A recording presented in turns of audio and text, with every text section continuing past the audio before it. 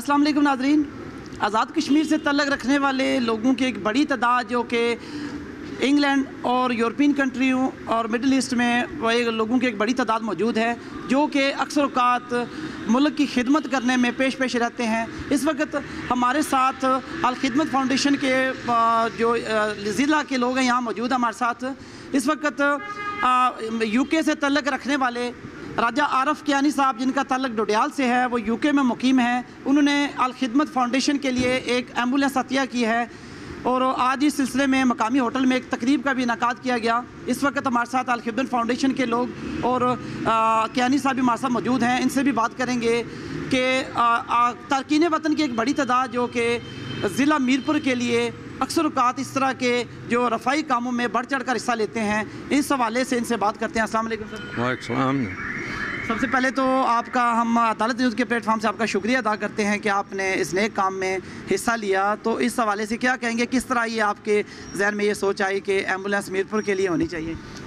हम काफ़ी देर से माशाल्लाह हम इस तरह के काम कर रहे हैं, लेकिन ये हमारा ये ख्याल था कि हम कोई एम्बुलेंस एक डडियाल में या मीरपुर में दें, लेकिन हमने जंगी साहब से मशवरा किया तो इन्होंने कहा कि अल खिदमत वालों के पास एम्बुलेंस नहीं है, एक थी जो चोरी हो गई है।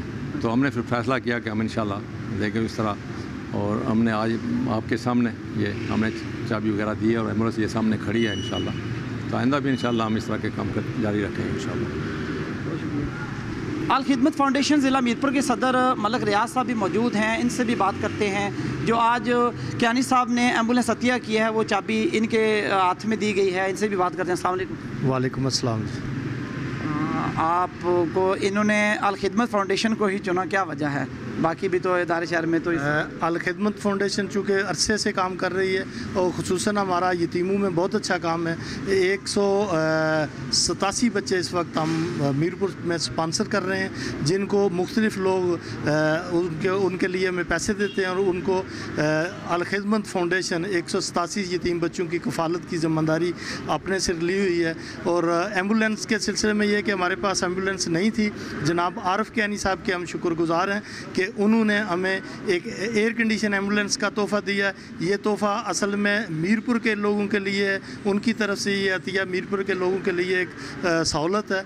इंशाल्लाह हम LOC पे भी जो इंडिया की वो फायरिंग से लोग ज़ख्मी होते हैं उनको लाने और ले जाने में और हॉस्पिटल तक पहुँचाने में इंशाल्लाह सहूलत महसूस करेंगे और उन्हें ये सहूलत देंगे।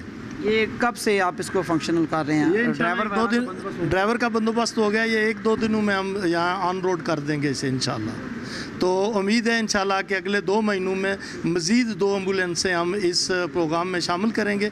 खिदमत के सफ़र में ये 2 एम्बुलेंस इंशाल्लाह अगले 2 से 3 महीनों में शामिल हो जाएंगे इंशाल्लाह। बहुत शुक्रिया जी। अल खिदमत फाउंडेशन का खिदमत का सफ़र जारी और सारी है, हमेशा रफ़ाई कामों में ये बढ़ चढ़ कर हिस्सा लेते हैं। अल्लाह पाक इनके काम में बरकत डाले। और बहुत सारे और भी जो लोग हमारे जो बहन भाई जो यूके में और मुख्तलिफ़ मुल्कों में मुकीम हैं, उनको भी चाहिए कि अल खिदमत फाउंडेशन के साथ तावन करें और जो रफ़ाई कामों में बढ़ चढ़ कर हिस्सा लें। कैमरा मैन और रिपोर्टिंग टीम के साथ राजा शफाकत को इजाज़त दीजिए। अल्लाह हाफ़िज़।